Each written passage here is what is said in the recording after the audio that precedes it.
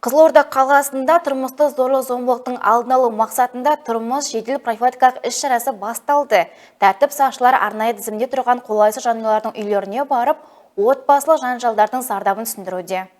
Соңғы уақытта облыс орталығында отбасы тұрмыстық қарым-қатынастар саласында құқық бұзушылықтар жиілеп кеткен. Ерлі-зайыптылардың арасындағы ұсақ-түйек келіспеушіліктердің соңы ауыр зардаптарға соқтырып жатқаны жасырын емес. Осыған байланысты қалалық полиция басқармасының қызметкерлері күшейтілген жұмыс режиміне көшті. Бүгінгі таңда қала бойынша 86 қолайсыз отбасы арнайы есепке алынған. Бұл тізімге ішімдікке салынғандар, бұған дейін отбасында әлімжетті көрсеткендер және бала тәрбиесіне немқұрайлы қарайтын ата-аналар енген. Тәртіп сақшылары осындай отбасылардың үйлеріне барып, жағдайды көзбен көріп, түсіндірме жұмыстарын жүргізді.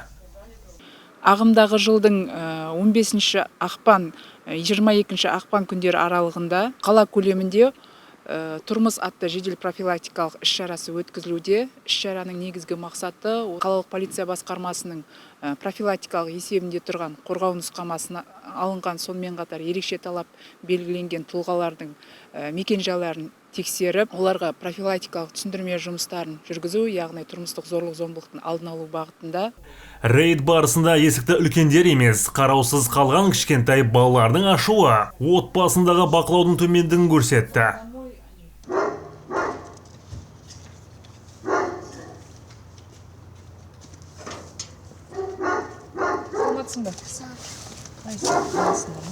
Папа мамаларың қайда? Екеуі үйде жоқ па?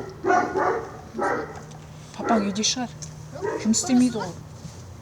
Ерлі-зайыптылар арасында жанжал туындап, нәтижесінде қоғамның әлсіз тұлғасы, әйелдер мен балалар көбінесе зардап шегіп жатады. Бұндай кезде полиция қызметкерлері қала көлемінде орналасқан дағдарыс орталықтарының көмегіне жүгінеміз, яғни жәбірленушінің қауіпсіздігін қамтамасыз ету мақсатында осы аталмыш орталықтарға апарып орналастырамыз.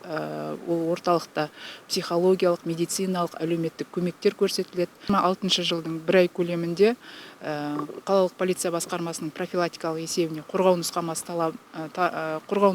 шығарылған 224 тұлғаға шығарылды. Сақтықта қорлық жоқ. Полиция департаменті тұрмыстық зорлық-зомбылыққа төзбеушілік танытуға шақырады. Егер сіз немесе жақыныңыз әлімжетті көріп жүрсе, 102 байланыс нөміріне дереу хабарласыңыз. Тұрмыс шарасы алдағы күндері де жалғасын табады. Тәртіп сақшылары қаланың әрбір шеткі аймақтарын жіті бақылауда ұстамақ.